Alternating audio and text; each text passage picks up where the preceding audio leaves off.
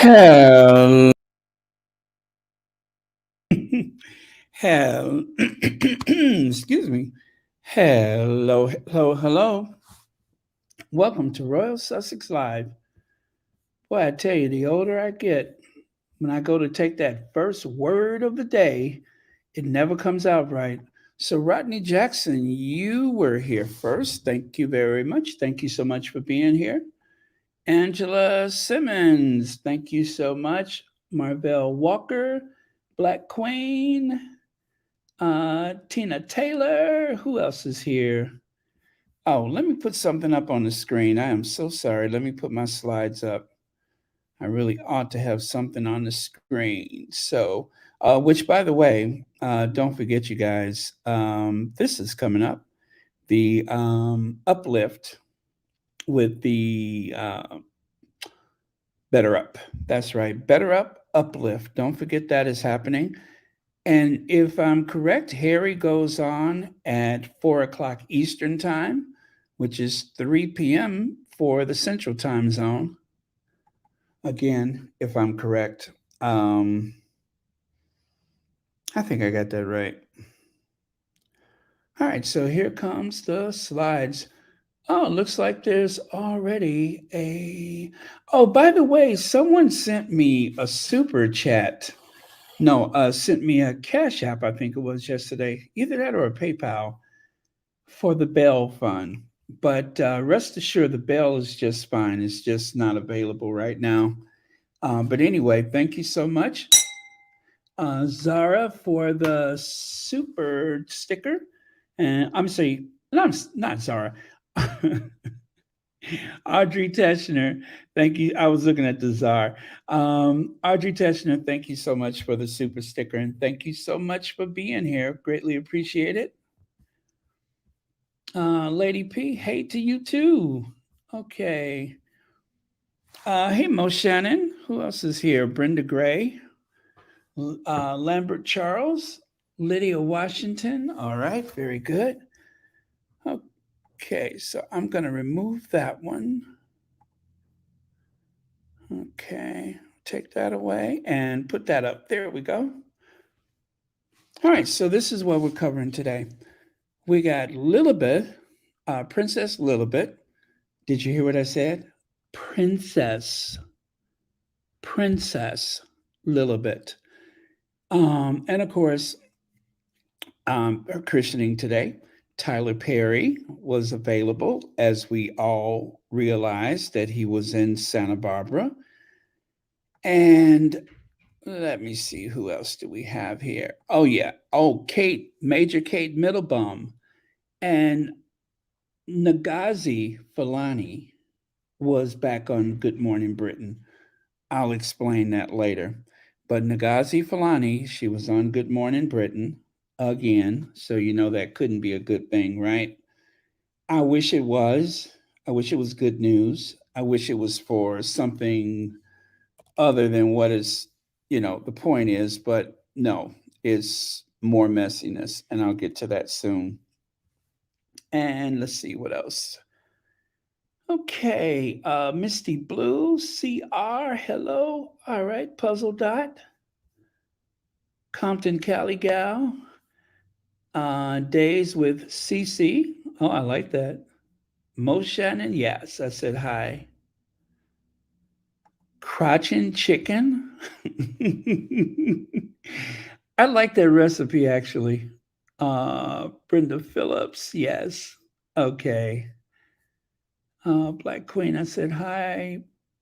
All right, okay. Since I'm repeating myself, let me get on with it then. All right. So, wasn't that a movie, Crouching Chicken, Hidden Dragon, or something like that? Crouching Chicken, Hidden Tiger. Doretha Epps, hello. All right, so got a lot to cover. Let's get on with it. Happy International Women's Day. It is International Women's Day, so happy International Women's Day to you all. Um, as I said, it's International Women's Month, so this whole entire month is a period of time to reflect upon the contributions of women. So many have been overlooked. Like, for instance, when I was a kid, I remember looking at a documentary about Dr. Leakey. And, well, actually, I believe they were both doctors. There was Dr. Leakey, the man, and Dr. Leakey, the woman. Anyway, it was so funny. Now that I think about it, it's pretty sad. But when we were in grade school, we watched one of those films. Do you guys remember when they would have to go and get the projector? I think about that now, and it's so funny to look back on it. But if you guys remember, the teacher would go and get the projector from I guess, the library, and they would come back and pull the screen down, and we'd all watch the film and stuff, and it was usually something educational, right? Well, if I recall, there was one film where Dr. Leakey, an anthropologist, they were, well, the two doctors, they were out, brushing away, and the woman found some type of, I guess it was a missing link or something. And then all of a sudden, her husband shot to fame over this find and went on television and talked about it and everything. It was a big deal. And we all kind of looked at each other and they were just like, but she found it. You know what I mean? She found it. She found it, but he was the one that everybody spoke to. So maybe that was the partnership that they had or something like that. But if you consider how many times in history women have made these incredible contributions, discoveries, and such, solved problems, and got little or no credit for it. So I always say that when it comes to the presidency, the first lady is really the most important advisor to the commander in chief. And pretty soon, the first gentleman is going to be the most important aide or, advisor to the commander in chief. It's going to happen very soon. And maybe within the next 6 years, maybe even the next 2 years, but most likely 6 years. But it's going to happen. And I hope the world is ready for it. So thank you so much for that. Again, International Women's Day. International Women's Day. Yeah, I picked out a few of these. And I think out of the ones I selected, I want to say, I think this is my favorite. I like this one with the white background. Yeah, very cool. I like the silhouette. All right, so let me see here. Okay, did Einstein's wife write his grad papers? I never heard that, but if that is true, that proves my point, doesn't it? If that is true, it proves my point. Exactly. So, but yeah, and there's been a lot of teams of husband wife that have actually worked side by side to work on scientific projects. This has been going on for a long time. And of course, the woman gets little or no recognition for it. So there you go. Thank you so much for that, Mackenzie, Sonia Johnson, Gail Anita, Marcy Foreman, Dorothy Ross. Oh, there's our hugs. Good to be here. By the way, snowing now. Really? That's interesting. Thank you so much. Exactly. Pray for the health and well being of the president and his family. Absolutely.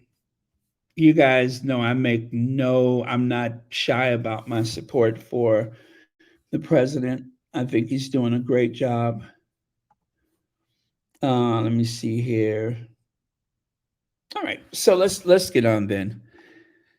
All right, so Church Nellie, Lydia Washington, Mo Shannon, Anastasia Isabella, Sherry Ware, Anna Espinoza, Cookies and Cream, Black Queen, Sean, Lucy Wynn. Happy International Women's Day. and Sean. But yes, happy International Women's Day. All right. So, Princess Lilibet, King and Queen Miss Sussex christening. Harry and Meghan's children are said to have danced together at a small ceremony in Los Angeles. Well, you won't believe where this headline came from. The Times of London.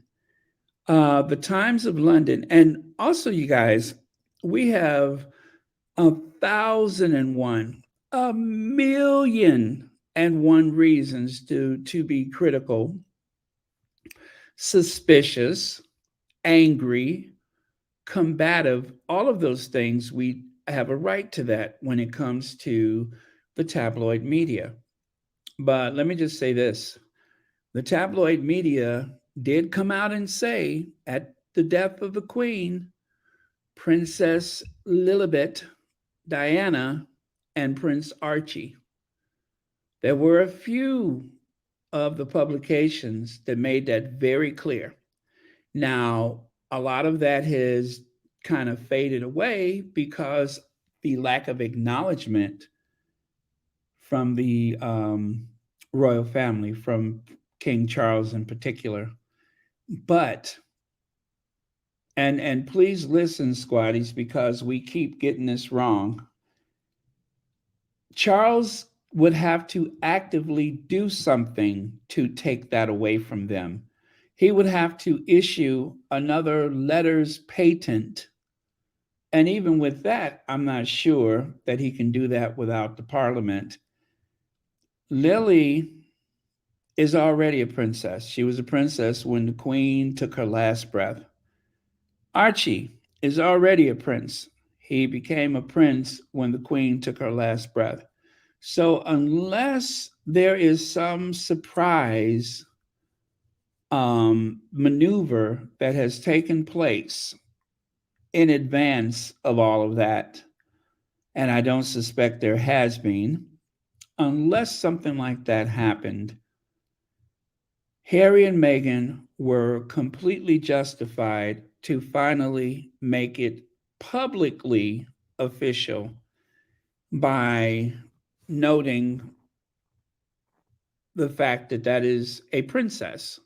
Now, as they promised when they left, when they stepped back from official royal duty, we will not use our titles for the purposes of trade or commerce, which they have not, but they are able to use it as part of their legal names.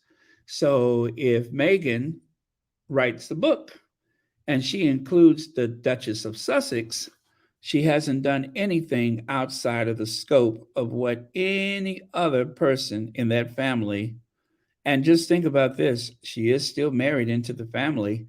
And as we spoke yesterday about the Duchess of York, she has not remarried. And so the Duchess of York is still using her title, Duchess of York.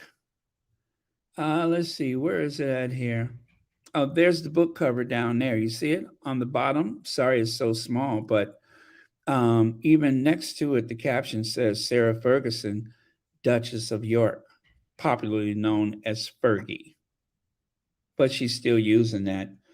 And because the press has not made a big stink about it, I suppose that as far as sentiment goes within the magazine and newspaper publishing world goes, I guess that's okay. The publishers that had to edit and vet her book for content felt as though it was okay. Even on the morning shows in Britain and any other talk show, I guess it's okay. So there you have it. It's okay. Not that we need her consent or anyone else, because legally, that is Princess Lilibet Diana. So right here it says, does Lilibet need to be Christian in a Church of England ceremony in the future? The unlikely source for this, the Daily Fail. No, because the Episcopal Church is part of the worldwide Anglican Communion. The christening in the US is valid in the UK. A royal baby does not, does also need to be a Christian in a Church of England church to go into the royal line of succession. Eh, maybe.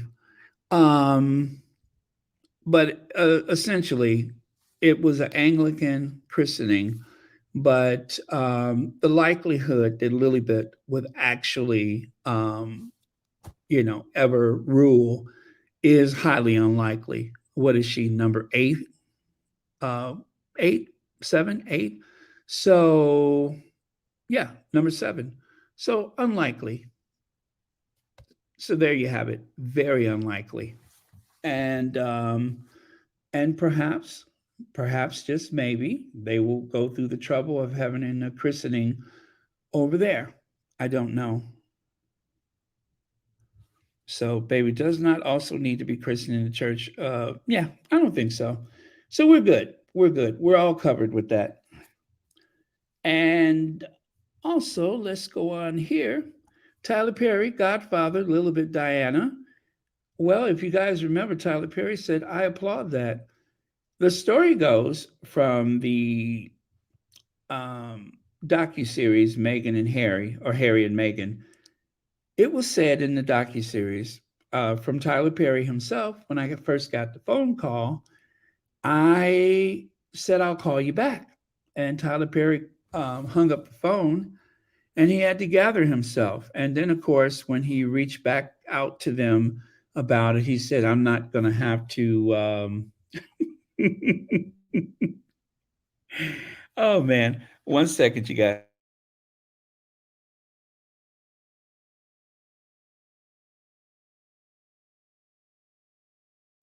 All right. Sorry about that. Um, Let me see here. Just for effect, let me find it. So when he found out, he said, I'm not going to have to go over there and sit around with those people, Emma. And they were like, no, okay. So with that, of course, he cheerfully accepted. I'm sure he would have accepted anyway. But with that, he cheerfully accepted. So with those people, he meant those people and perhaps that person. And in particular, that. I'm not even going to say person, just that. And God knows he didn't want to have to be around those people. Those shady people, I'm sure, were not part of the type of people that he wanted to be around. So it was very amusing when he said it in the docuseries. But trust me, I get what he means by that.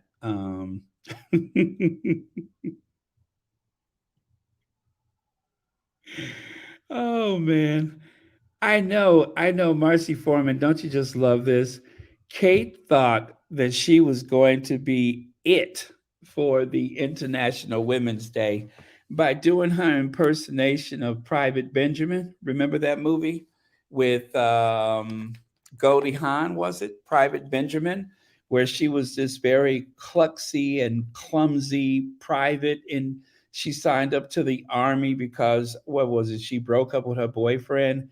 And anyway, when she got to the military, she made quite a spectacle of it. And my favorite breakaway character in that movie was okay, you guys, I'm going to date myself by saying this. Oh gosh, what was her name? She got into a terrible car accident. Actually, she was hit by a car. Um, it wasn't Ellen Bernstein. It was Eileen Brennan. Remember her? Eileen Brennan. She was in that movie, Private Benjamin. And Eileen Brennan, who I think passed away a few years ago, she had this very kind of deadpan sense of humor, rarely smiled. She had that resting Eileen face and so she um, played the antagonist in the movie, I suppose. But yeah, so when I found out about Kate today, the only thing I could think of was Private Benjamin. Uh, I know, Mo Shannon, I'm showing my age. Hold on. So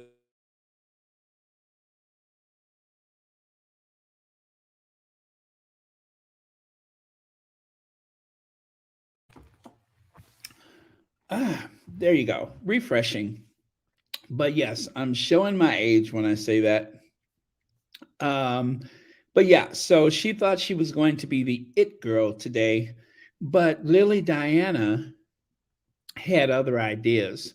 Little baby Lily Diana, with that rusty hair of hers, had a whole nother idea. Um, oh, poor Megan is going to be surrounded by redheads, by carrot tops. Let's see here. Just a bunch of puppets, royalty without paper. I mean, without power. I'm sorry. A king who is scared of his subjects. Don't forget his son. Write about him, crazy as heck. Don't forget he's afraid of his son, William. I think William strikes terror in him. Um, I mean, and let's face it, William does have that "I'll pull the plug on you" look, doesn't he? Like, oh, really? This plug right here? He does have that "I'll pull the plug on you" look. So,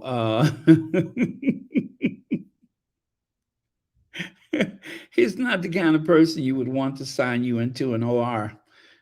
Sorry, an ER. There you go. You wouldn't want him to sign you into the ER. Let's see. In the docu-series, how Megan had her hair in pigtails reminds me of Pebbles Flintstone. Isn't that adorable? Colonel Misfit mumbles. Okay, let's get on with it. And then, of course, there is Petite Lily. Remember that outfit sold out as it was featured in the docu-series. All of a sudden, it was the must-have um, baby outfit. So I believe the shop that makes it with sustainable materials and all that kind of stuff found out about it. And all of a sudden, their fortunes changed for the better. So even as children, the Sussex children are able to help boost the fortunes of so many new and small and ma and pa businesses and such. Such is the power of the Sussexes. I got off the phone, I took it all in, and then I called back and I go, hold on a second. Does this mean we got to go over there and do all of that in church with them? Because I don't want to do all that. Tyler Perry said that in the docu-series, so those are his exact words. Oh my goodness. When I heard him say that in the docu-series, I just let out this big, huge scream. I thought it was the funniest thing. But Tyler Perry was so serious. I guess that's what made it like extra funny. Um, so thank you for that moment, Tyler Perry. And of course, you guys, let us not forget it is the spirit of Medea, the spirit of the ancestors, the aunties within the Tyler Perry family that created the character Medea, whose spirit lives within Tyler Perry. So you can't forget there was the Medea Royal Safe House. Now, that movie hasn't been released yet, starring the Duke of Sussex, Prince Harry, and the Duchess of Sussex, Princess Meghan, and of course, Tyler Perry as Medea and Medea's nephew, and et cetera, et cetera. And also, with a very small role in the movie, is that big Cadillac Fleetwood Brougham. The Cadillac also features in the Medea's Royal Safe House, rated R for Regal. And my favorite line from that movie, because you know I saw the preview, my favorite line from that movie that has not been released yet, but I saw the preview at the show. Harry, Megan, grab your baby and come on.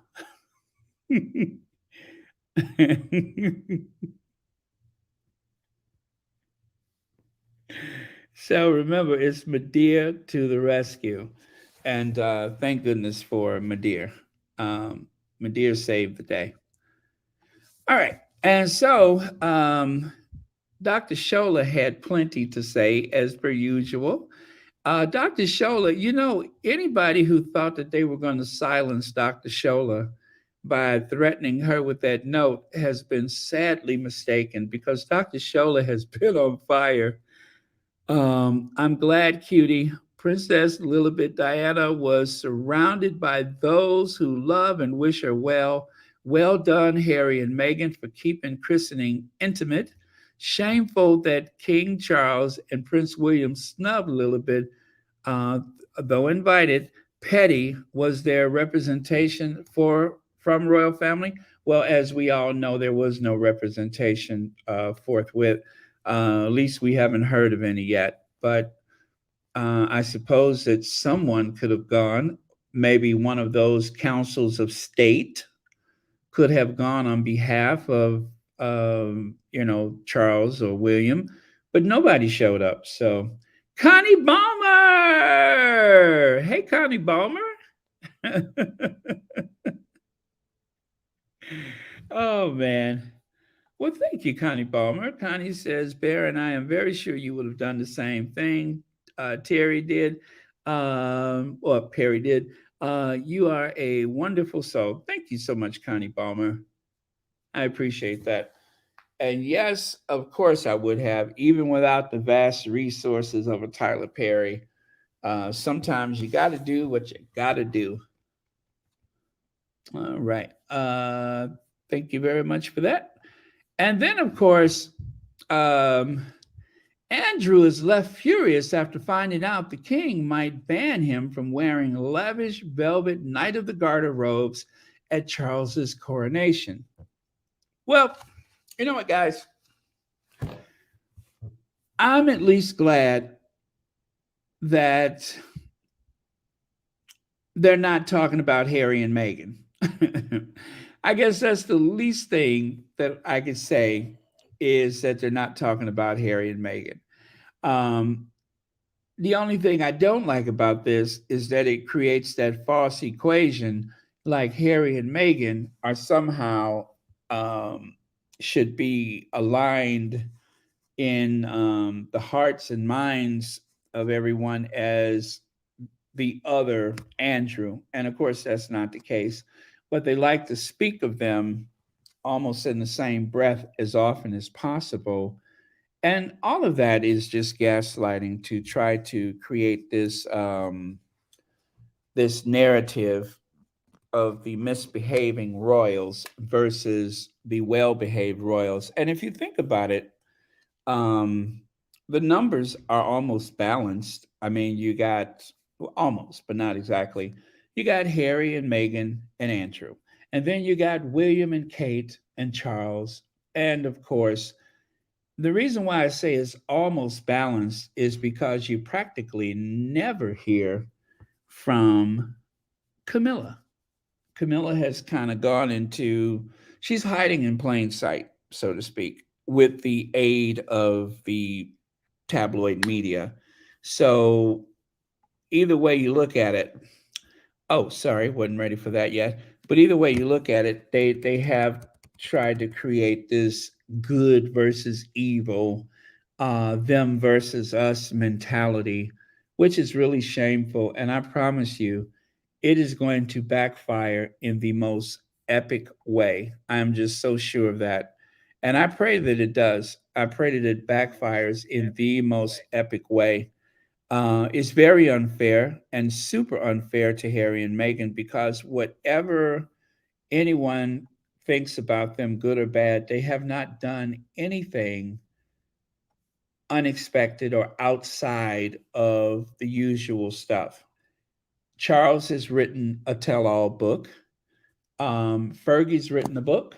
Diana has had a book, as we found out. Um, let's see. And of course, Charles was very critical of the way the well, he criticized the parenting of his parents. Well, Harry has done the same. And I cannot think of anything. I cannot think of anything that hasn't been done before. Even the Duke of Windsor wrote a book. Didn't Philip write a book? Well, whatever. But there's been plenty of books. Even Louis Mountbatten wrote a book. Of course, he didn't tell all. So they haven't done anything wrong. They have not embarrassed the monarchy. Speaking candidly about the things that have happened within the family is nothing new. Charles spoke candidly about Diana as she spoke candidly about him. And whatever is going on, one thing is for sure, Harry is not taking his mistress as a wife and then putting her on the throne. If you want to know who has taken a mistress for a wife and put them on the throne, this is a very unique situation. And all, I don't think we've had anything like it since Henry VIII. Since Henry VIII. Henry VIII married Anne Boleyn. So there you go. You'd have to go back to Henry VIII to find anything like the experience that the world is having in modern times. But the Duke of Windsor, Edward, what is it, seventh, Edward VIII, he wasn't allowed to bring his um, mistress, well, not even mistress, his girlfriend, because he wasn't married. He wasn't allowed to marry his twice divorced girlfriend. So it's a false narrative, is what all I'm saying is that they're trying to associate one with the other to tarnish the Sussexes. Nothing could be further from the truth. The Sussexes are not friends with traffickers. So that's that. Let's see. Dorothy Ross says those clothes are out of date these days. They look like they are of a fancy dress party. Yes, they are very costumey. They are very costumey. If anybody had anything to say about that stuff, the only thing they should say is, thank God I don't have to wear that in public. And the whole Order of the Garter, that secret organization stuff, it sounds like some type of like cult like thing anyway. So and did you guys notice this, that Harry has never been associated with any of that stuff? And I think sometimes to myself, has Harry seen the real workings, not the workings of our imagination, but I mean something a little deeper and possibly more disturbing about some of the rituals surrounding that institution? I mean, there are all kind of conspiracy theories online, and for Harry to have put as much space in between himself and that institution, maybe it's not just about the way things were growing up. If you look at those costumes, those medieval costumes from a bygone era, it may be something more sinister. But anyway, that's just a conspiracy theorist and me talking. I rather enjoy that kind of stuff. Okay, more water, more water.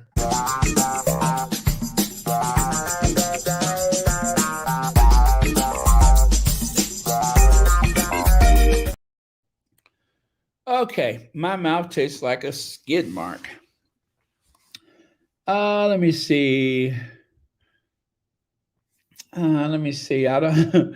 I'm kind of nervous to highlight that newsworthy, but thank you. Mackenzie says, and even still, Anne Boleyn was at least a single woman. Yes, Anne Boleyn was single. Yeah, it wasn't like there was a family torn apart or something like that. Great point. Thank you so much for that. Speaking of great points, Misty Blue is in the house. Misty Blue's link is at the top of the chat. I'm not going to do my speech again today, but you know how I feel about supporting other channels. So make it do what it do. Uh-oh. Okay, let me take this. Since I'm on the new computer, I can do stuff like I'm doing right now, like going to lay down and talk. Let's see how this works out. Last time I tried to do this, I had to get right back up again. Oh boy. Oh, this is going to make me kind of lazy. Let me know if I fall asleep on y'all. Oh, God, that feels good to stretch out. Okay. Thank you, Cheryl W.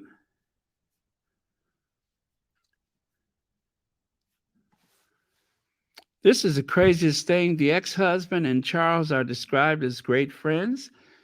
You have to side-eye that arrangement. I am wondering if he was a cover. Oh, it makes you wonder, doesn't it? But thank you for that, newsworthy. And that was newsworthy. Okay, let's move on because I'm tired of them. And all right, so yesterday, Dr. Shola laid into Suella Braverman because of her speech about the boats. Suella Braverman is a profoundly reprehensible Home Secretary. She represents the worst of Britain. Well, thank you, Dr. Shola, for saying what a lot of people feel is true. And then, of course, not to be outdone, Rishi Sunak, and you guys know how I feel about the right to request asylum. According to international law, a charter which the United Kingdom, the United States, and so many other Western industrialized nations are signatories, it is not illegal to appeal for asylum. So Rishi Sunak says if you come to the UK illegally, you can't claim asylum. You can't benefit from our modern slavery protections. You can't make human rights claims. In other words, fake human rights claims, and you can't stay. And I didn't think that that was real. I thought, oh, somebody then doctored this up. He didn't say that. So I went to Rishi Sunak's Twitter account, and guess what I found? You can't claim asylum. You can't benefit from our modern slavery protections. You can't make spurious human rights claims, and you can't stay. So it was everything that Suella Braverman said and then some, right? Illegal migration bill announced if you come to the UK illegally, you will be denied access to the UK's modern slavery system. And I'm just like, why are they in? I don't get the use of the term modern slavery system. Am I seeing that the wrong way? What? I'm not sure. I mean, anyway, so Dr. Shola had a response to Rishi Sunak. This is why I say, you guys, Dr. Shola is only just getting started. Imagine being denied access to the UK modern slavery system as an illegal. In UK's old slavery system, the British illegally enslaved Africans and trafficked them into UK. Good old days of Britain doing what it does best are back, but now it's legal slaves. I'm just like, what the hell are they talking about? Dorothy Ross, I promise you, I wasn't sure. I thought someone had doctored, you know, and so I went to make sure that someone hasn't like edited the. Well, okay. So if you come to the UK illegally, you will be stopped from making late claims and attempts to frustrate your removal.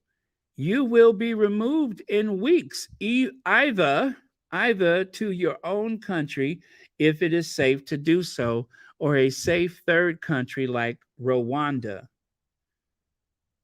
And you guys, let us not lose sight of the fact that the people that are making this case are darker than me. The people that are making the case are darker than me. So I'm just like, if that ain't, what did Archie Bunker say? If that ain't the black calling the pot kettle, you know how Archie Bunker used to get stuff wrong.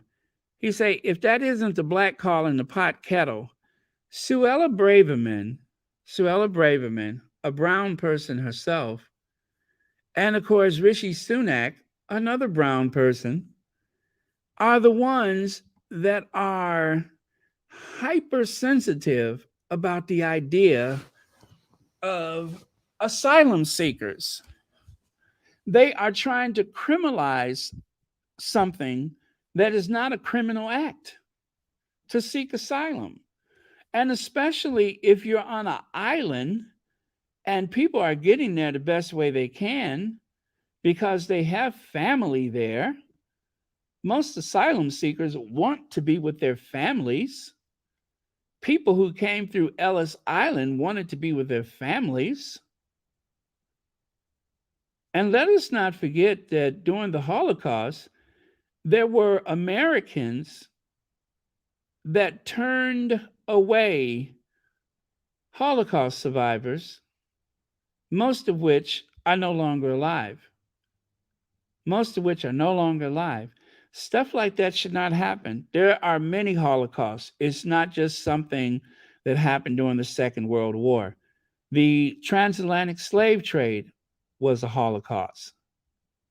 So when people are in need of aid and assistance, it's just like maritime law. You don't leave a boat desperately seeking help. You don't just leave them adrift to sink into the murky depths of the sea. Uh, According to international law, you are supposed to aid a sinking ship. Well, the same thing goes with asylum seekers. I'm just like, it's breathtaking that these two brown people are the biggest proponents of you ain't coming here, send them to Rwanda.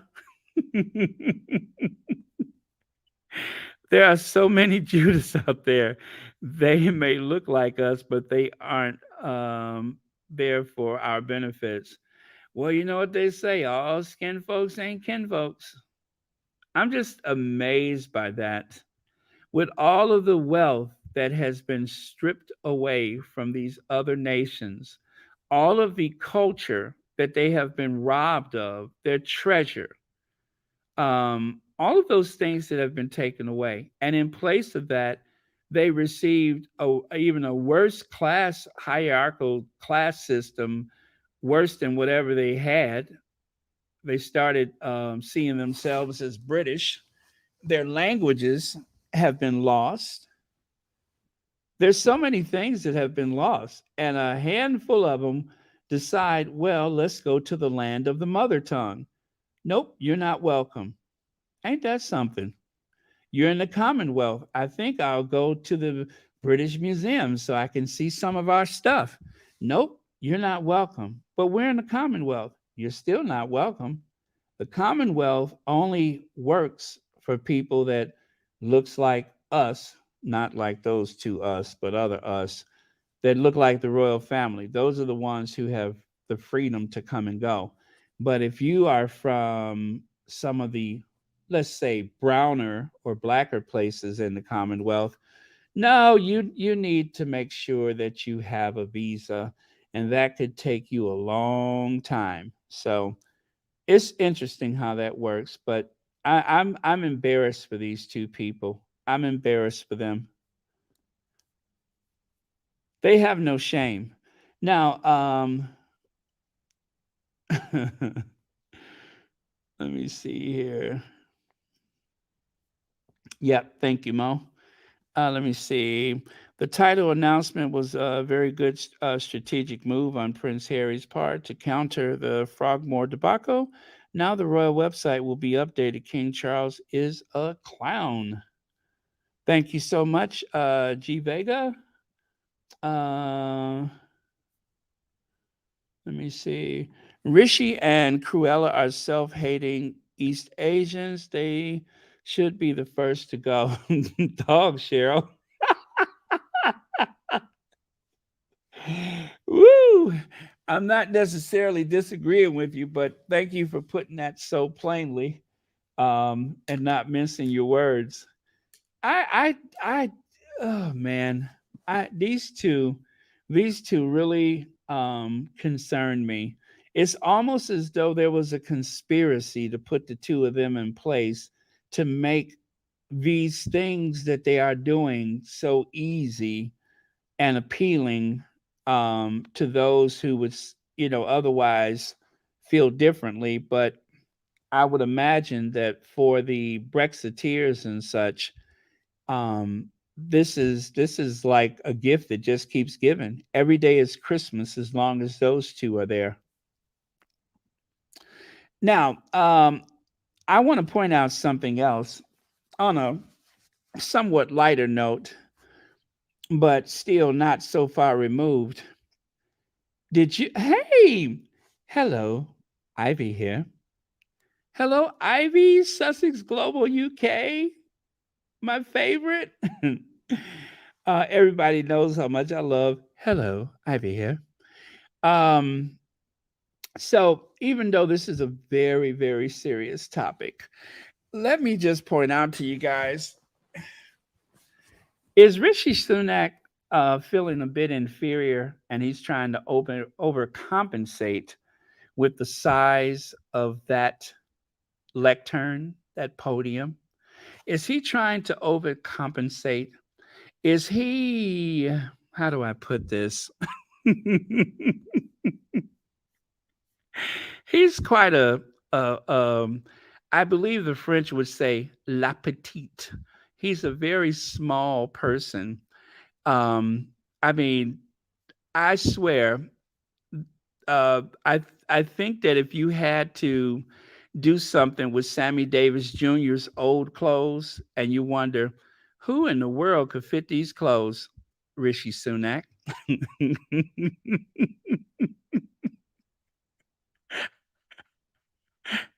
Rishi Sunak could fit them. By the way, you guys, Ivy's link is at the top of the chat. Please make sure you go over there, like, share, and subscribe to Ivy. Ivy has been out here on these streets telling us the tale from a scientific point of view. And it's just incredible how much Ivy has said about that family, that institution, and the way they have treated the Sussexes, the way they treat their children. It is all there. Ivy was talking about this stuff a year ago. And here we are with the docuseries, the book, and there are elements of Ivy's work everywhere. The voices may be different, the faces may be different, but you're going to hear Ivy. You're going to say to yourself, but Ivy said that. That has been my reaction to everything. So there is the link. Also, thank you, Elaine Parker, for the super, super, super, super, super sticker. Thank you very much for that. I don't have a bell, but I'll give you a little of this. There you go. Thank you very much, and happy Wednesday to you. Happy International Women's Day. So let's see.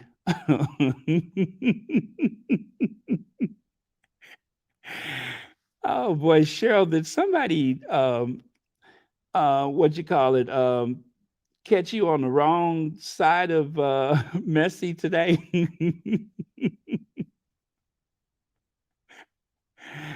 Oh man. Oh, so Mystic Toxin, are you trying to say you're taller than Rishi Sunak?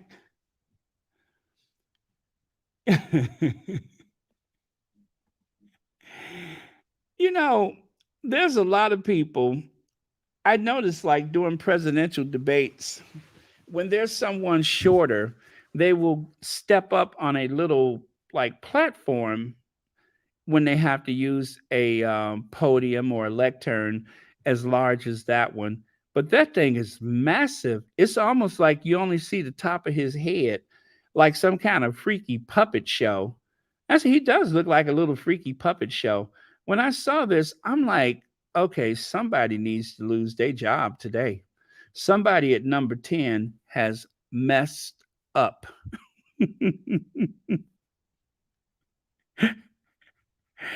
Oh my God. But if you take a look here, now you guys, I've done nothing to this photo. I've done nothing to this photo.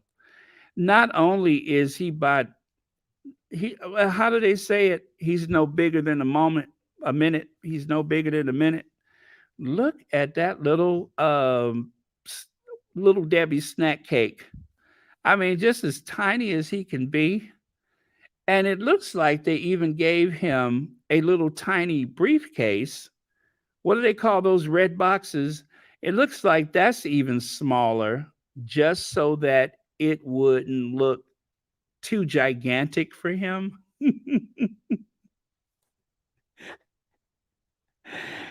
Oh, man. Well, the queen was really short. So it's not like we lost the queen. We've gained a Rishi Sunak. Um, as a matter of fact, I'll be willing to bet you that Sunak is like, in another language, Sunak probably means snack because he's like a little snack, not a whole meal, just a little snack. Richie snack. Rishi snack. So instead of saying Rishi Sunak, if you translate it, it's Rishi snack because he's just a little snack.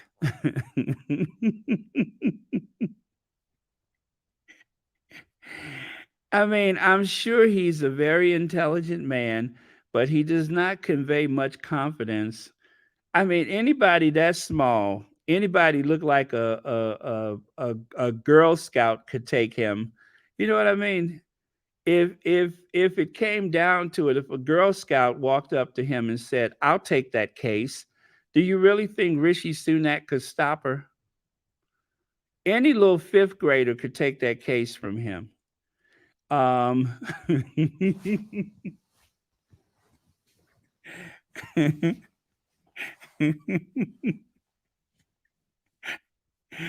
Woo!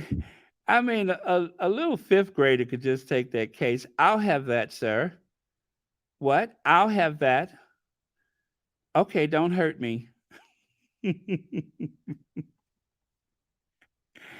And then some brilliant photographer thought, gee, I want to help this poor guy out. How can I do it? So they had all of his cabinet line up on the staircase so that they could take a photo that would somehow flatter him and make him seem much taller than he actually is. And I think this was a good idea. So, cheers to the photographer, whoever that person may be, for going through the trouble to help out poor Rishi Sunak, because that little Nestle morsel. I mean, that little thing looked like something that you would scrape into the townhouse cookie dough and then just bake it. Just a little chocolate morsel. Okay, you guys, let's get serious then. I don't see what is so hard to. I'm sorry. I don't see what is so hard to say. I'm sorry. Yeah, um, we're joined exclusively by Ngozi Fulani, founder of Sister Space, for the first time since former Lady in Waiting to the Queen, Lady Susan Hussey, asked her where she was really from. Now, you know what, guys? This was absolute gaslighting by the host of Good Morning Britain.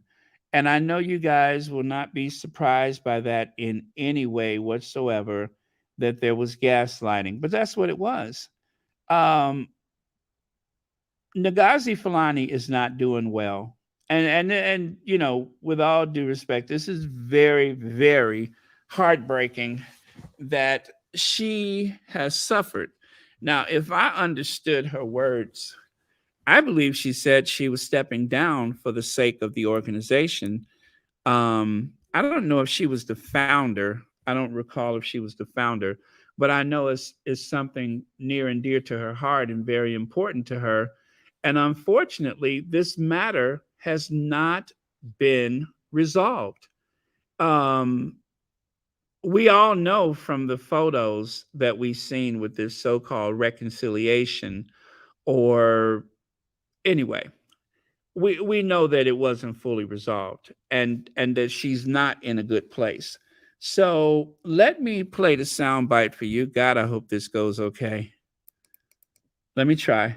Made by Lady Susan were deeply regrettable. Lady Susan immediately expressed her sincere apologies and stepped aside from her honorary role. These apologies were reiterated in person at a meeting in December that was filled with warmth and understanding. That reflects the original statement. At the conclusion of this meeting, a joint statement was issued in full agreement with Ms. Fulani, in which these apologies were accepted, and it was recognised no malice had been intended by Lady Susan. Well, here we get to the fresh bit. In that statement, they say a number of pledges were made by the palace which have all been honoured, including enhancing diversity and inclusivity programmes. It was also agreed that no further media comment would be made. And here's the bit. For the avoidance of any doubt, we are deeply sorry for the incident that took place and apologise for the distress and difficulty it caused to Ms. Fulani. Why isn't that enough for you? Who are they apologising to? If you're sorry, tell me you're sorry. If you're not, it speaks for itself. I think there's a number of things wrong with that statement, if I'm honest. I think the agreements that they've proposed, that they've met or honoured, are not the agreements that we set out with them. And I think if you're able to make a statement in the middle of the night to the public, why can't you give the apology that you received? Okay, if they were to put that statement in an email to you, a private email to you now, and you were to get it in the next 2 or 3 minutes. If you have to ask somebody for an apology, it is not an apology. I'm just making the point so that everybody understands, yeah? I don't see what is so hard to say, I'm sorry. You sent me an invitation, so you know how to find me, you know how to say sorry. If you're sorry, then say sorry. If you're not, I get it. But when you make this apology to everybody, I don't know who you're apologizing to, but one thing, it's International Women's Day. It is. Yeah, and we, the Sisters Best Charity has suffered as a result, direct result. When you think that this was supposed to be for violence against women and girls, because of this incident, the violence has been directed to me. The palace hasn't intervened. I think they could have, all right? So what I've had to do, I've now temporarily stepped down as CEO of Sisters Best. I am announcing that now because the service users and the community can't access us properly. This whole thing has cost us a fortune because we had to pay our own PR to stop the press from coming up. It was horrible. Well, if it's been that bad, and it clearly has, and you're stepping down now, you just made that public for the first time. Do you actually, at some level, regret going public with what happened? No, not at all. No? Listen, I'm about discussing and making aware of violence against women and girls, and I'll go anywhere at any time to fight that cause. And I didn't expect for that to be directed at me at all. Aftermath of the incident that took place. Okay, so November, there we go. Palace made clear the comment. Buckingham Palace made clear the comment. All right. Whew. That's a lot to take in. That is a lot to take in because she is very, very upset. She was the one who was, I guess the only word I could say, violated by the comments made to her at the Buckingham Palace, a place that is funded by taxpayer dollars, a place that is a residence of the sovereign, but it is also a very public building for ceremonies, meetings, for groups, investitures, and all those other things. That's what it's there for. It is a very public house. And it was a place where Ngozi Fulani should have felt safe. It was a place she was invited to, and then she was set upon by Susan Hussey. Now, Susan Hussey has been in service to the crown in one capacity or another her entire life, I'm sure. I mean, she's a blue blood, right? Well, if we all remember this photo, poor Ngozi, I thought they had like stripped her of most of her identity, because not because they told her that she had to look a little more neutral, a little more corporate, if you will, but she felt obliged to do that so that she wouldn't be attacked again. The royal family, the monarchy, is a very powerful institution. And as we can see, even outside of the shores of Britain, it is still a very powerful institution, and its influence can be felt everywhere, as though we're still living in the days of the slave trade or the days of empire or colonialism. It's as though nothing has changed. That institution seems to have a lot of reach. And so Ngozi Fulani is being very brave by going on television and just saying, look, I'm stepping down. Things have not improved. Nothing's gotten better. And no one has apologized to me. And as she said, if you have to ask for the apology, then it's not a real apology. When you have to ask for things like that, it really cheapens it. It cheapens the effect. The intent becomes very cheap. Nothing is legitimate enough that you will feel satisfied if you have to ask for it. So, for that reason, as you can see, instead of trying to dress down to suit the institution, and I'm not saying for sure that that's exactly what was going on, but if you can compare, you know, Ngozi Fulani of today compared to the meeting with Susan Hussey, you would see that she has, gone back to her real self.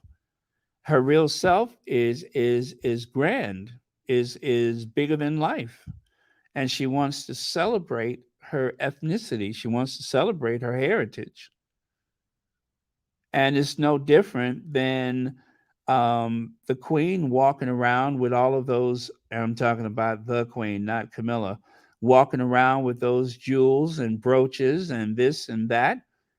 People have a right to celebrate their heritage. So you don't have to have sat on the throne of England to feel comfortable being yourself. That's her true self. This was some type of uh, dressing down by the institution. She looks uncomfortable. Susan Hussey, I don't know her enough to know what she's like, but she's a product of an institution that has become outdated, useless, and very hurtful to most people. Most people are hurt by that institution. Even people who feel uplifted by it is actually slowly and methodically being injured by that institution, because having a sovereign gives so much cover and protection to politicians that end up doing some very nasty, disgusting things in the name of the crown, but they get to hide behind the crown. But there's nobody for Ngozi to hide behind. There's nobody helping her. She feels threatened. She still feels hurt. And she doesn't feel recognized by the institution that caused that hurt. Where does she go for support? And of course, the sister space is suffering because of her speaking out about Susan Hussey. The assault continues.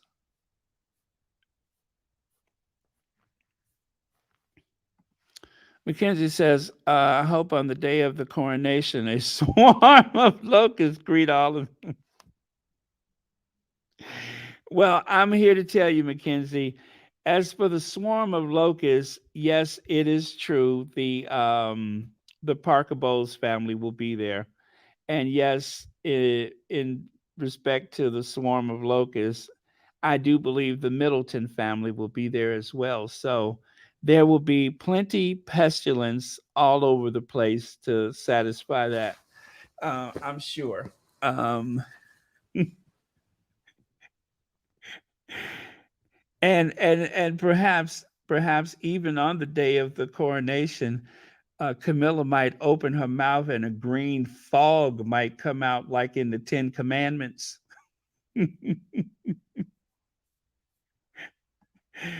Perhaps a green fog will emerge from her mouth. I won't rule it out. Uh, I know, right? I love that.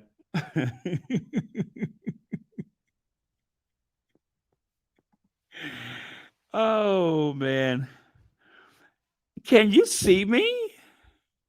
Can you see me? Because that's exactly what's going on. Down pillows, a white comforter. I mean, I'm spread out. I almost look like a crime scene. Oh man. But yeah, so it's I really do feel for Ngozi. And I have to tell you, on International Women's Day, this was the bravest thing. Anybody who thinks that they're brave, let me tell you something. Um, for International Women's Day, there's a couple of people in this world that I would like to give a toast to, and that is Ngozi Fulani and, of course, Dr. Shola. Those two women have shown you exactly what true grit is, what character is, by standing up, by calling out the wrongs that they have faced very publicly, I might add. And that takes a lot. And I hope that the people around them are helping to keep them safe because that cannot be easy, especially with that institution. With that institution, um, it's no wonder, as Megan said, sometimes she doesn't feel safe in her own house. And that's why, because people acting on behalf of that institution could be very dangerous. Great Britain is a mess. I didn't know about how bad the racist hate was over there until Meghan married Harry. I feel helplessly sad for Black Brits. I pray they get their own version of the NAACP. I can't really name any agency off the top of my head, but um, I'm sure that there is an equivalent. Maybe not as large, maybe not as well funded, and maybe not as well supported. And I think one of the big differences is that in the United States, um, you would have support from a presidential candidate. You will have a presidential candidate. You will have like a congressional black caucus, a very strong group of people. Now, let's just say it: the congressional black caucus ain't always doing the best on behalf of their constituents, but they are a very powerful lobby. And the Congressional Black Caucus, for instance, I hate to ruin people's day, but they did vote for the '94 crime bill. And there was a lot of people who just did not read the fine print, and I'm not going to get into that, but by and large, they have done some very good things in support of the Black community. So, but any organization can fall short. And there are a lot of Black Brits that are very serious about um, supporting their community. I know of this. I know of at least one for sure that I met while I was traveling. And I just don't know if the support and if financially they're able to do the outreach that's necessary. The NAACP takes in a lot of money, and as you know, there's a lot of big stars that they can call upon when needed. So I don't know if the resources are as great or if the appeal goes as far, but I'm sure that those equivalents exist. Cookies and Cream says, those racist beasts of burdens are so disgusting. Karma can't come quick enough for those devils. Amen to that, Cookies and Cream. Okay, so it says Camilla, the cohort, hosts the event with Miss Ngozi, and she is the person that should have apologized and be seen at the event with Hussey and Ngozi when the rift was so-called healed. Exactly. And any good hostess, if you're a good host for an event and someone feels pained by their experience, it is up to the host or hostess, it is up to the host to make peace with the situation, not the guests at the event by themselves, but the host. So if Camilla is trying to be Queen Camilla, if Camilla sees herself as something greater than the rest of society, anointed by God, then she should be the one to have made that apology. And thank you for that, Celia. That is a very, very important point. It should be the host that makes that apology, or at least is there at the time when the so-called peace or truce or reckoning comes. It should be partly facilitated and supervised by the host. Let's see. Ivy says, my apology, but I switched my sound off as soon as the Good Morning Britain segment appeared. I have no time for Richard and Susanna. Trust me, you didn't miss anything. And someone else who works there, I have written too many emails about that. Well, what you missed, Ivy, was gaslighting, because that is exactly what it was.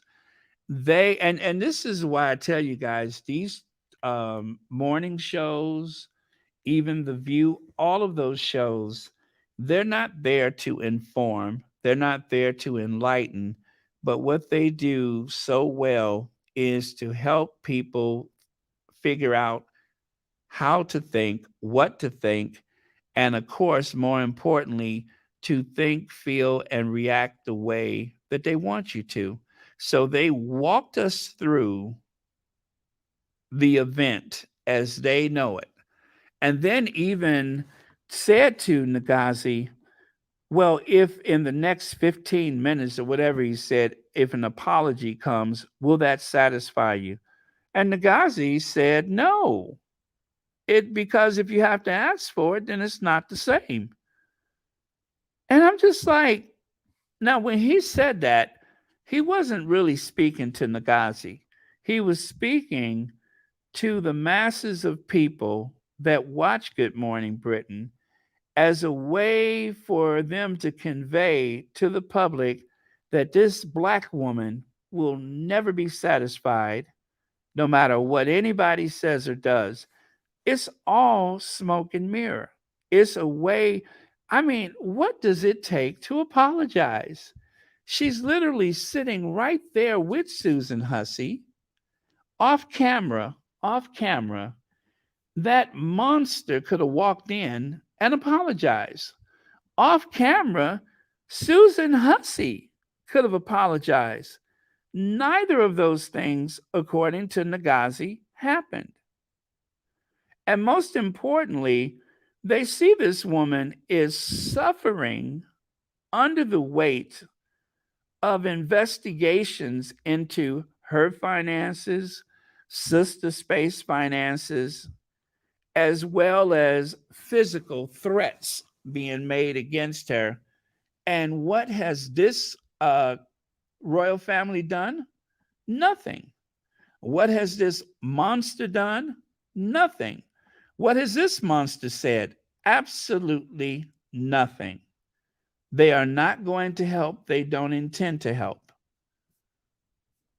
It doesn't take anything to apologize. They don't even have to do it publicly. It wasn't recorded when Susan Hussey offended Ngozi, but there were 3 very credible witnesses in that circle of people that heard it loud and clear, and then even heard Susan Hussey double down on it. Now, in a court of law, that would be more than enough evidence to say that it's true. Susan Hussey has not denied that it was true. So if that's the case, it is true based on the evidence that we have. And what's also true is that there has not been a full-throated public apology. So there you go. And the only person that is really suffering is Ngozi. The organization, I'm sure Sister Space will bounce back. I hope it does. Or maybe that's the point. Maybe they want to send a message to anybody who will ever call them out by destroying that organization. I mean, it seems as though they're trying. Victoria Fabre says, Lady Hussey has one of those Lizzie ladies in waiting. Let's see, Gladys didn't want them anymore because she wanted her close friend around. Are you talking about, let me see, her allegedly. And now she is working for Afro Annie, allegedly. Are you saying that, what's her name? Oh gosh, the Queen Consort didn't really want Susan Hussey around. And so this was just, kind of a way to get rid of her. Either way, Susan Hussey is going to be at the coronation. There'll be about 2,000 people there, and she'll be one of them. Let's see. The Black Brits are complacent in their plight, sadly. Yeah, I don't know, Black Queen. I don't have enough information about that. And I hope that that's not the case. I mean, it may appear to be that way for us over here, but I just think that, and I've said this before, outside of Africa, and hear me when I say this, don't come back and mischaracterize what I said. Outside of Africa, the most powerful place in the world where you can be a Black person of African descent is the United States of America. It is the most powerful place you can be in. It is the only place, I said this before, I'll say it again. Listen to my words carefully. Not that this is the ultimate goal, but it is the only place a Black person outside of Africa can become a billionaire. There's Black billionaires. They may live in other countries besides countries in Africa, but the money usually starts in the motherland or the United States. So outside of Africa, as a Black person, you will never be more powerful anyplace else in the world. That is outside of Africa. I know there's plenty money in Africa, plenty powerful people in Africa, but if you're not in Africa and you're Black, you're not going to find a better place to be, no matter how you feel about this country. That's just the way it is. Okay, let me see. Mo Shannon says they don't care. They won't care because they are incapable of empathetic feelings for Black or brown folks there. Okay, and Sussex Global says that is what they always do. Gaslighting is all they do. Yeah, I mean, the as soon as the two of them started talking, they were suggesting, they were planting the seeds in people's minds that this is what's happened and that wasn't good enough for this Black woman. See what we mean? That's the way I understood it, is they were trying to make sure that you understood that the palace did everything they possibly could to neutralize this situation, everything except for a public full-throated apology, everything but defend Ngozi Fulani from the powers that be, such as an investigation into her finances, and of course, speaking out against the threats to her health and well-being, everything but that. In other words, they only protected themselves. And of course, they have gone out of their way to avoid an apology, not even a private apology. They do not want Ngozi to say, yes, they did apologize. They don't want people to believe or to think that they are capable of apologizing to a Black woman. That's what it is. They do not want it on record in any way, not even verbally away from cameras, that there was an apology. And they're certainly not going to write one. They're not going to do it. They're not going to apologize to Megan. And they're certainly not going to apologize to Ngozi Fulani. They are entrenched in their lack of contrition. Okay, let me see. Diane Hawkins says, happy to hear that if Harry goes to the UK in May, it will be to testify directly into the phone hacking court case against Rupert Crew and others. Karma is so petty. That's why I love her. Thank you for that, Diane Hawkins. Oh, I'm sorry. This was someone else. Okay, I'm going to move on for this because it's. Oh well, let's just go through this right here. Lady Susan Hussey met with Sister Space founder Ngozi Fulani at Buckingham Palace this morning. This was a while ago, of course. A source says Miss Fulani accepted Hussey's apology and appreciates that no malice was intended. King Charles has been informed and is grateful for the welcome resolution. Well, this is written by the institution. This is not Ngozi Fulani saying this. This is just like the Prince Harry and his brother. This is like Harry saying, oh, there was no bullying from William. And Harry, of course, had no knowledge of it. Harry didn't sign on to that press release. This is gaslighting. See what I mean? So, are you going to believe the institution that Harry said very clearly issued a statement without his consent, or are you going to believe Ngozi Fulani? I'm going to go with Ngozi on this one.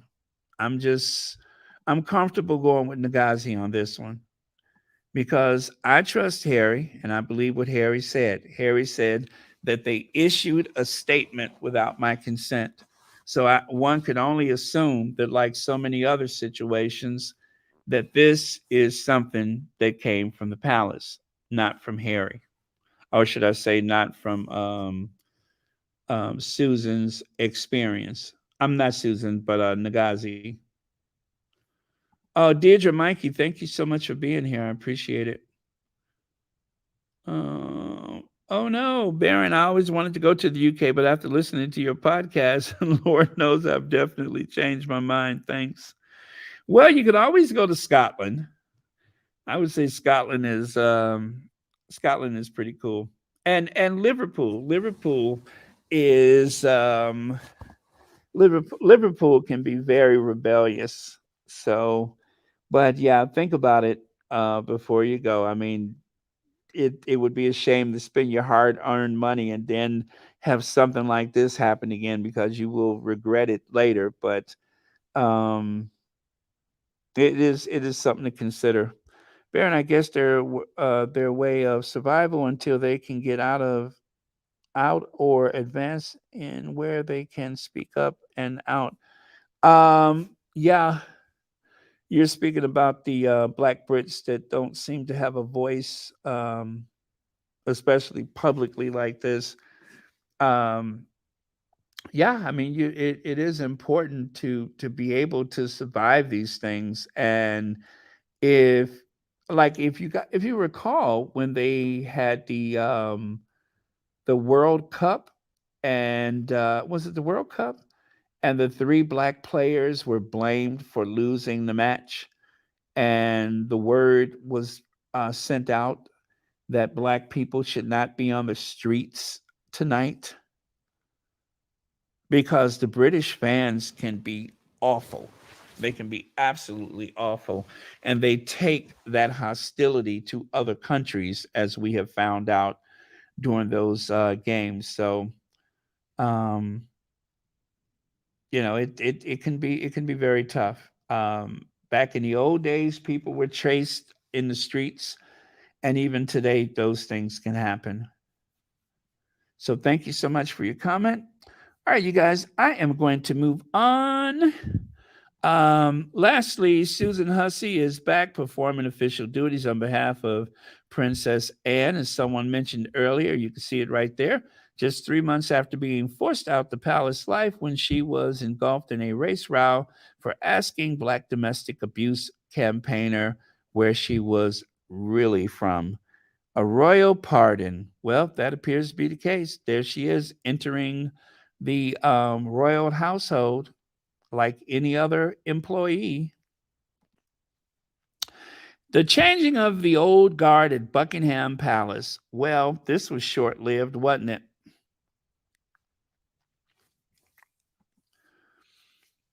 Public wants Queen, former lady in waiting, to return. Yeah, remember this campaign to get her back in there. The tabloids were working really hard to get her back in there. This is an old slide. This is one of my receipts I've been hanging on to. Okay, Major Middlebum, Britain's secret weapon, Major Middlebum. There she is, you guys. If you're afraid that the war in Ukraine is going to spill over to the United Kingdom, fret not, honey child, because you have nothing to worry about. Because the United Kingdom has a secret weapon, and it is called Major Middlebum. Back in her college days, or was it high school, Kate Middleton was known to lift up and throw her behind out the window for anyone passing on the street. Well, that little girl has grown up and has become quite the formidable um, honorary major, general, whatever her title is. Anyway, for the purposes of this conversation, I am going to refer to her as Major Middlebum, Britain's secret weapon. Major Middlebum was out doing maneuvers with the rest of the people in her command or honorary command.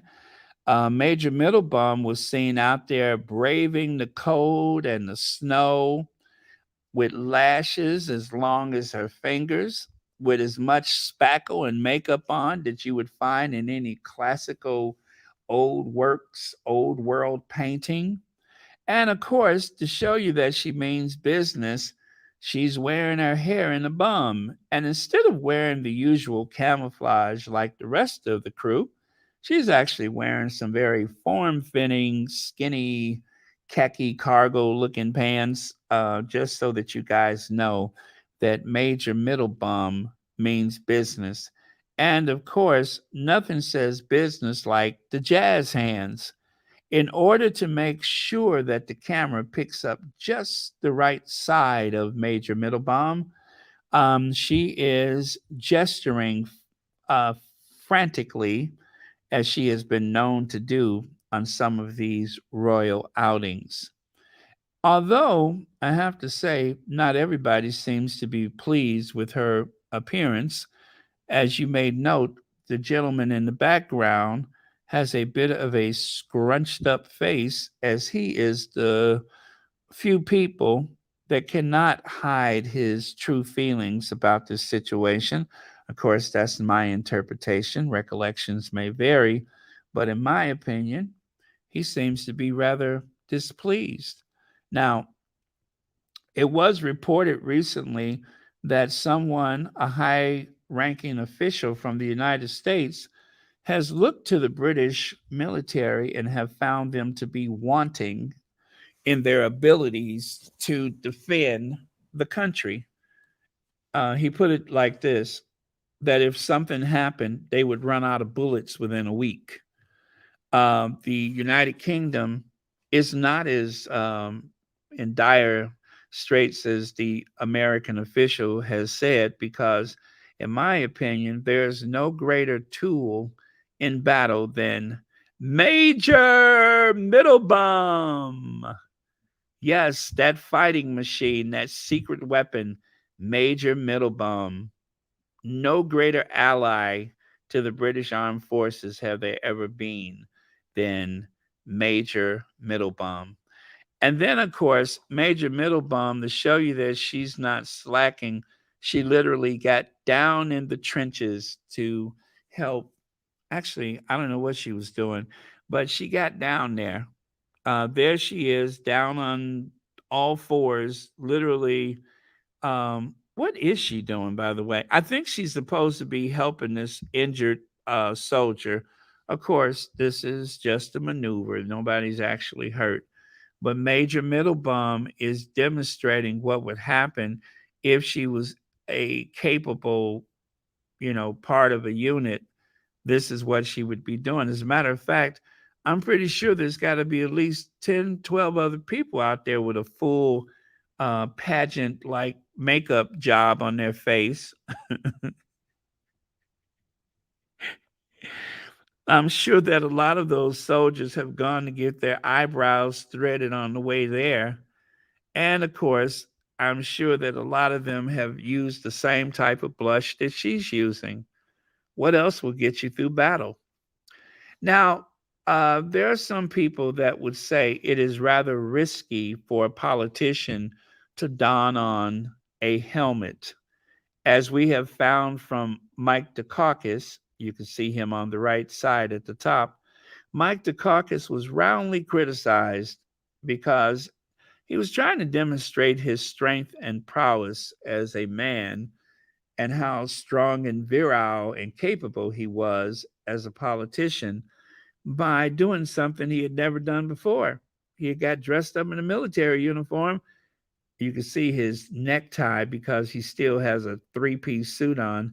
And he put that stupid helmet on and got into a tank. It wasn't smart then.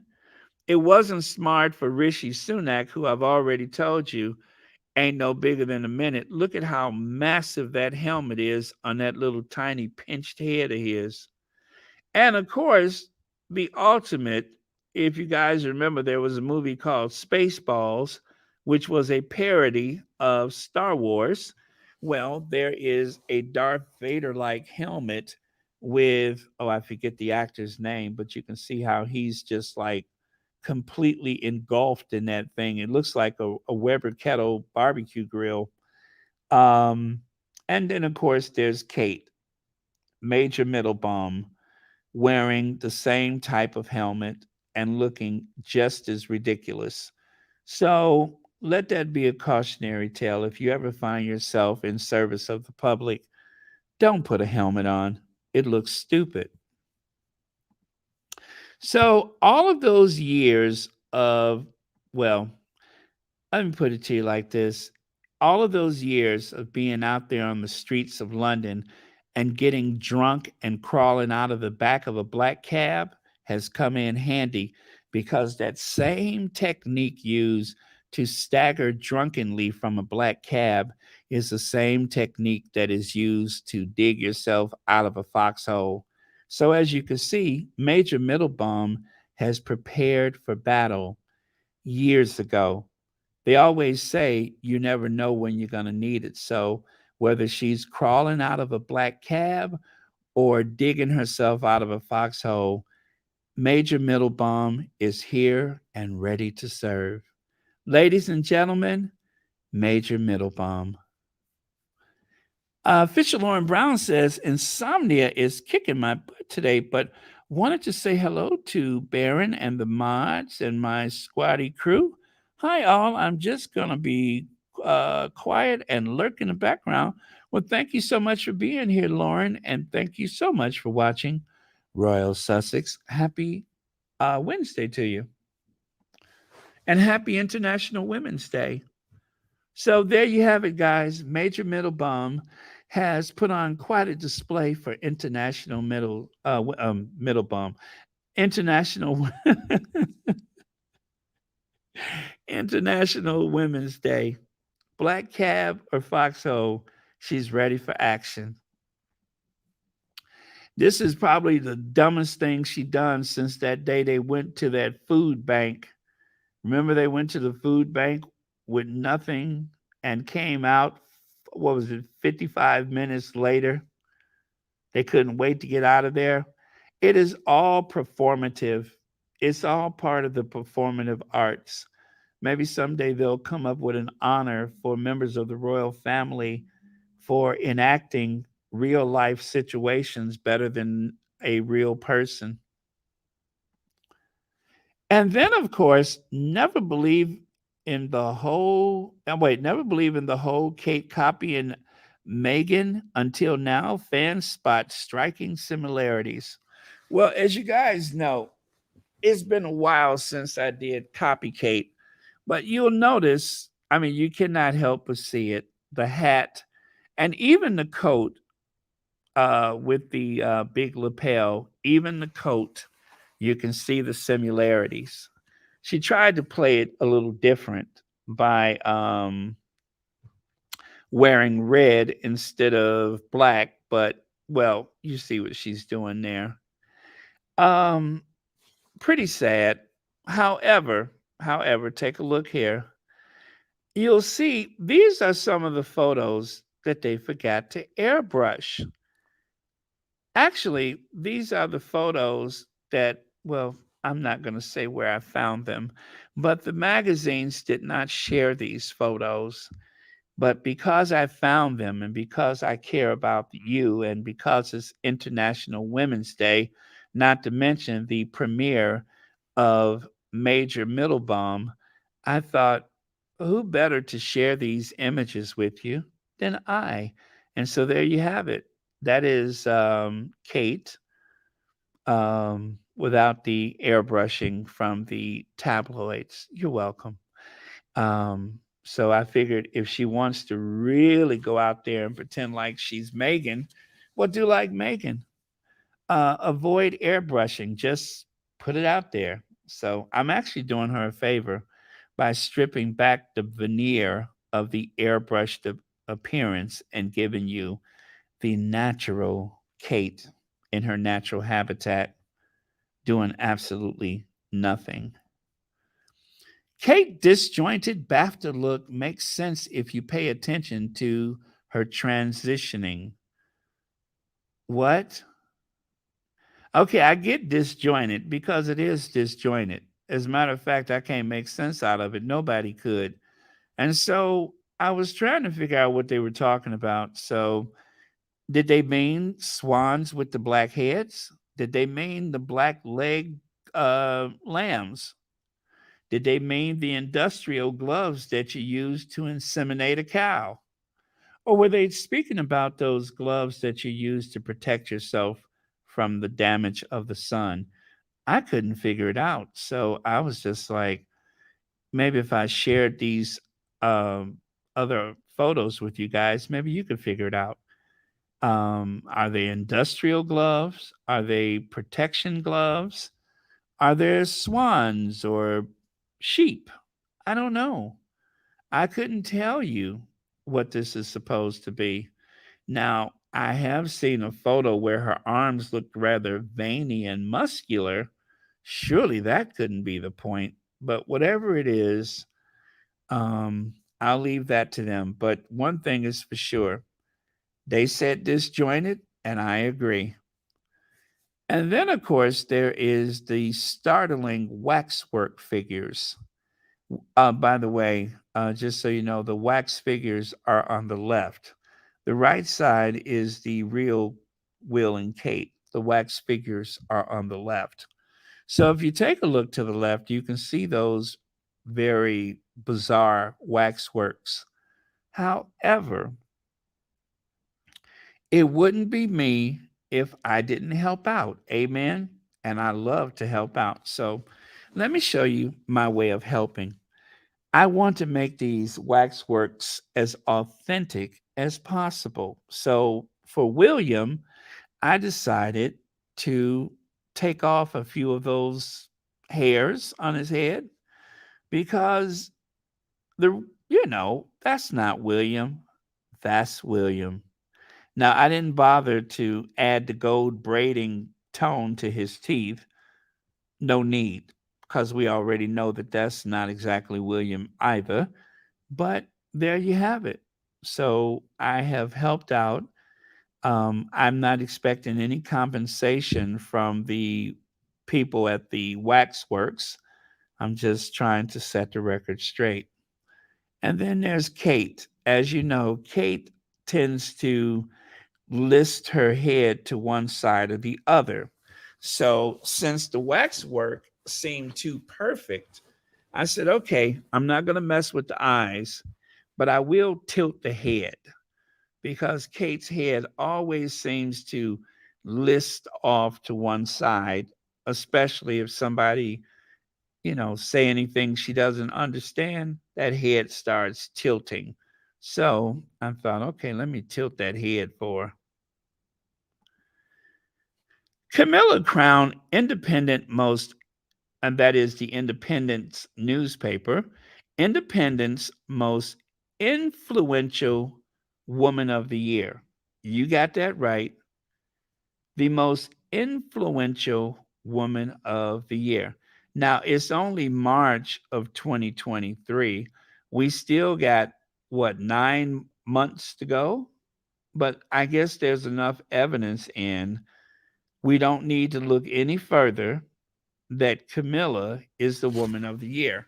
Now, if I was Camilla, I would say, hey, y'all, I appreciate it, but it's a little bit too soon.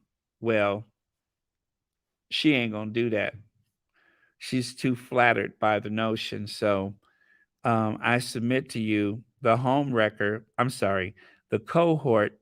Oops. You know what I'm trying to say. The most pathetic. Oh, there I go again. I'm sorry. The woman of the year, the most influential woman of the year. TCC's son says they just told the world that Britain military is a joke. Copycat Afro Annie would have been more believable in terms of military strength. King Charles is really looking like a weak leader. Absolutely, TCC's son. It is pathetic. Pathetic. If this is the best they can do, is Major Middlebum. If this is the best that they got to offer, when I saw this, as a matter of fact, I think it was Mo Shannon. When I woke up today, this was on my phone, and I was like, no, she didn't. No, she didn't. I couldn't wait to get to it and get to it. I did. Uh-oh, sorry about that. Oh, that's the wrong one. Sorry about that. But yeah, I couldn't wait to get to it. Thank you so much for that, TCC son. And thank you so much for the super chat. And there we go.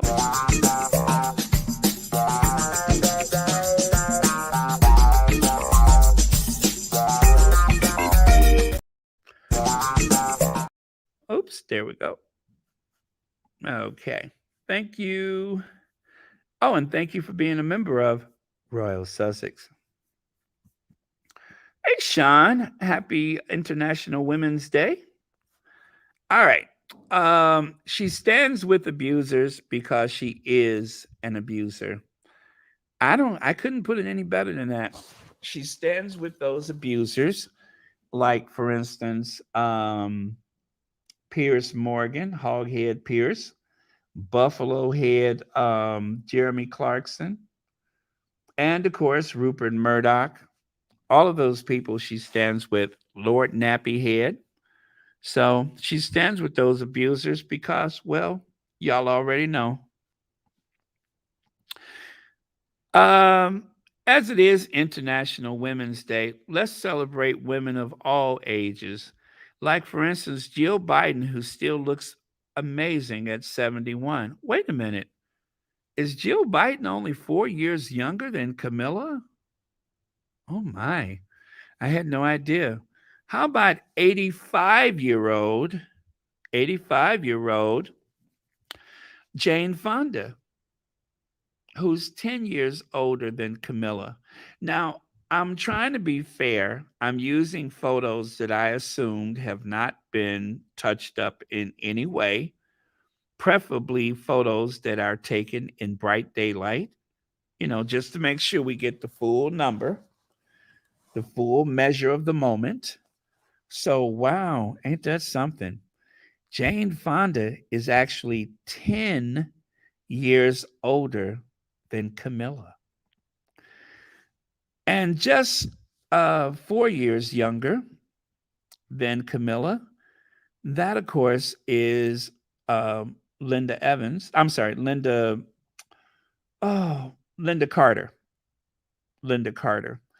You may remember her from Wonder Woman. Beautiful, statuesque Linda Carter. One of my favorite people, by the way. I love Linda Carter. And look at there. Not much of an age difference, is it?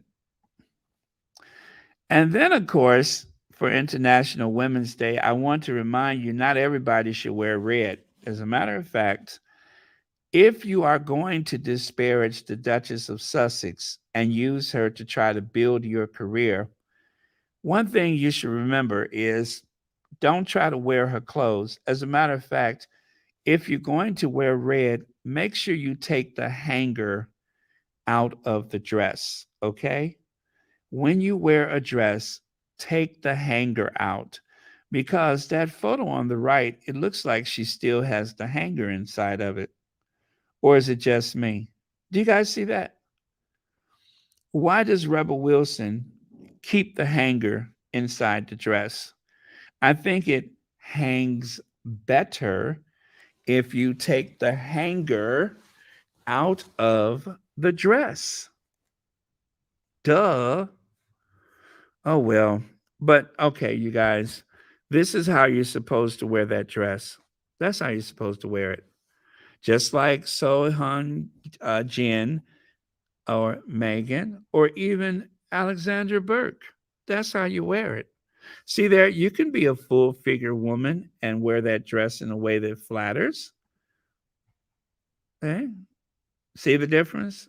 Alexandra Burke, she's very curvy, but it looks good on her.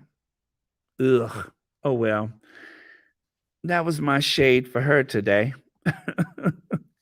So I'm going to finish up today by celebrating just a few other women. Like, for instance, Dr. Shola and, of course, Ngozi Fulani. Both of them have been threatened as of late, and both of them have not gone silent. And I'm so grateful for that. And the world is better for that. And also, someone who has finally used her voice in the docuseries Harry and Meghan. That was the first time a lot of people have actually heard Doria. Doria Ragland spoke out on behalf of her daughter, and that was a beautiful thing. So thank you so much, Queen Doria.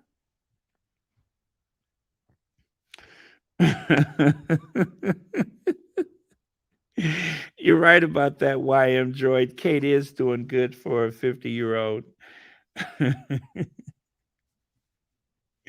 You don't hear the Rangers saying she lied about her age, do you? Thank you so much for that, and happy International Women's Day. And so to complete today, International Women's Day, just a few, no order in particular, just a few select photos of the Duchess of Sussex, Princess Meghan, that I want to share. There's this one. And of course, this one and that one. And little young Megan. And of course, the very recent Ripple of Hope's Award. And the very sultry, beautiful Megan.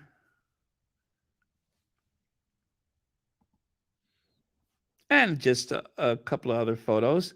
You may remember the one on the right side there. If not, I'll help you out. There's Megan doing some public speaking, confident as ever. And the most recent appearance, where they went out for dinner.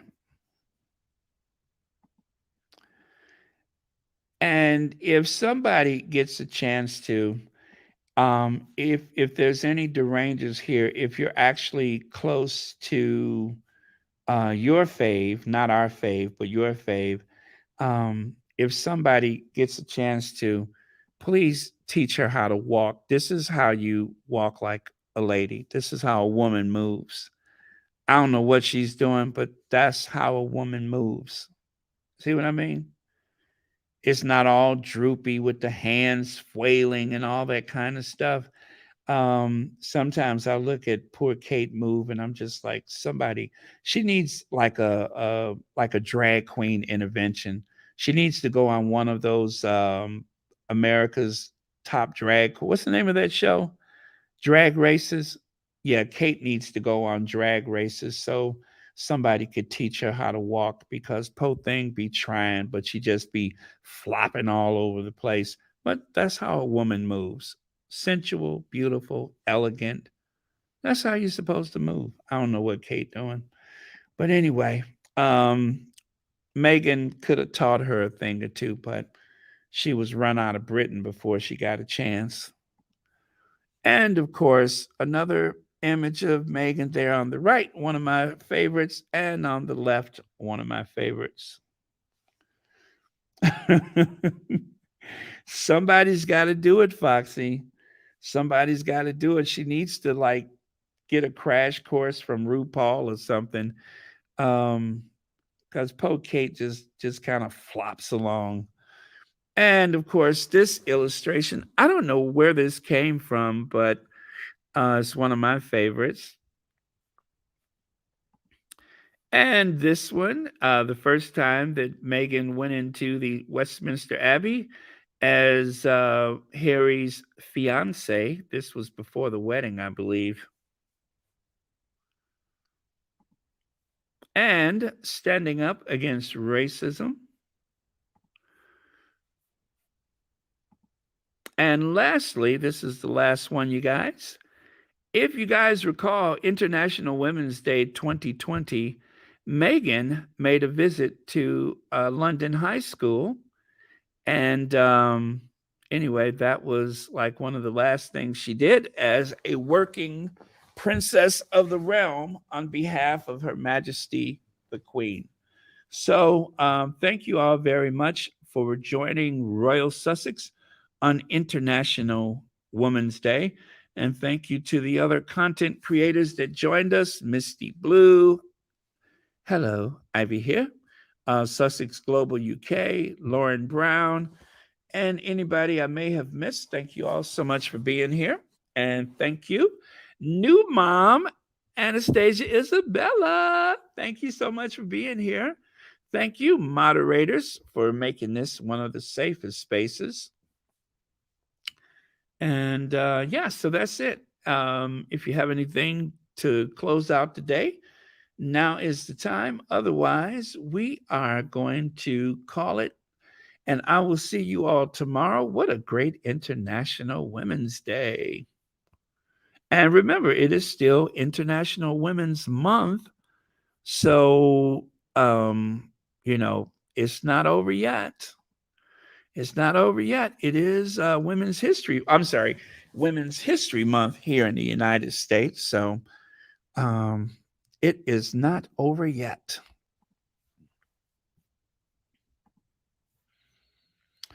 Let me see. Reba Henderson says, Baron, you keep trying to attribute a soul or personality to these unroyal people when they do not have either. I know I am the eternal optimist, right?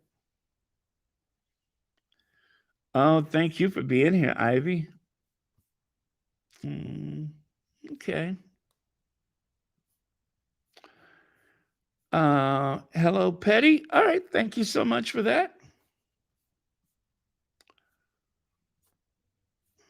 All right.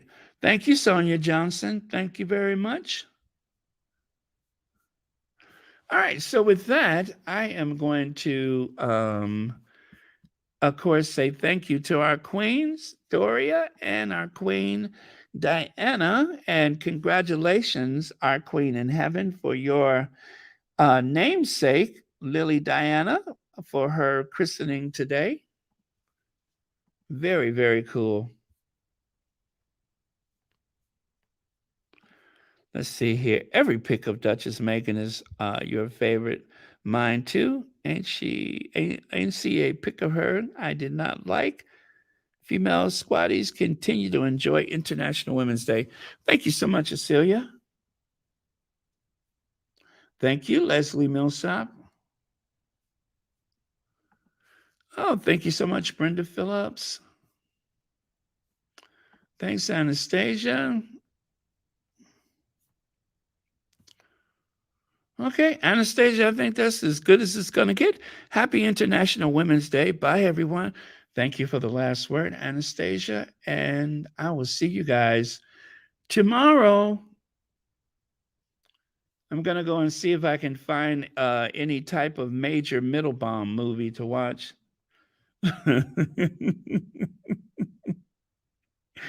All right. Okay, you guys, that's it then. Let's close out the way we started with Madam Duchess.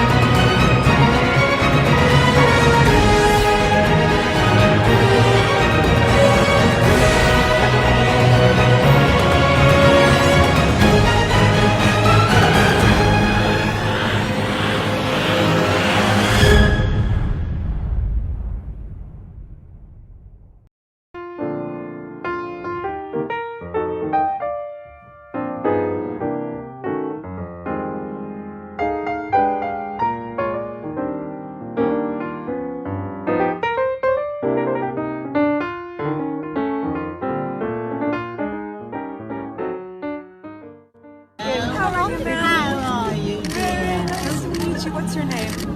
Dorothy Parker. Dorothy Parker, what a pleasure to meet you. My goodness, are you warm enough out here? I am. Oh, good. She's been here since 9:15. Oh my goodness.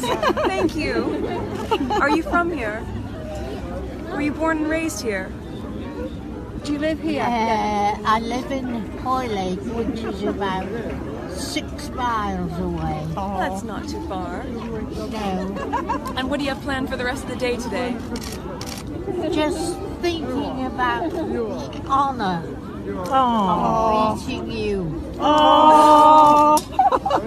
Thank you so much. Oh. That is the kindest thing. Thank you. It's a real honor to meet you as well. Oh, thank you. You're so good. Thank you so much. Well, Happy New Year. And thank you.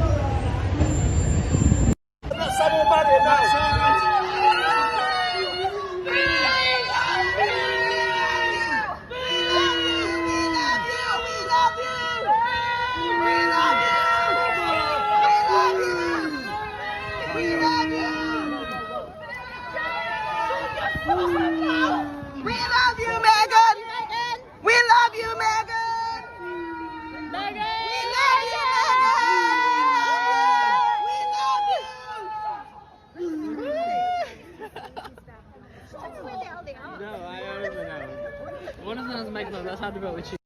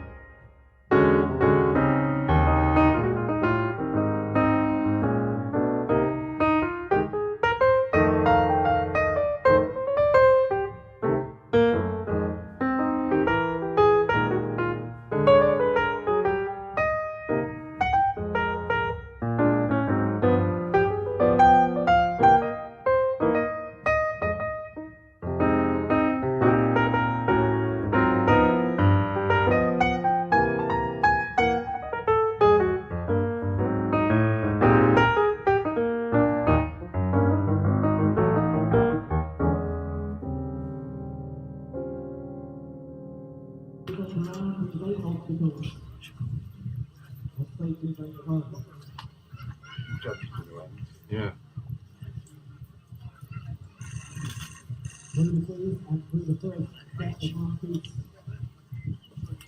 Okay, you guys, just a little extra, Thank you all so much. Not exactly the ones I was looking for, but oh man, I got to do better labeling my videos. Sometimes I look for something and I'm just like, no, that's not the one I wanted. But anyway, thank you so much, you guys. Very, very appreciate it. Love you guys, and I will see you guys tomorrow.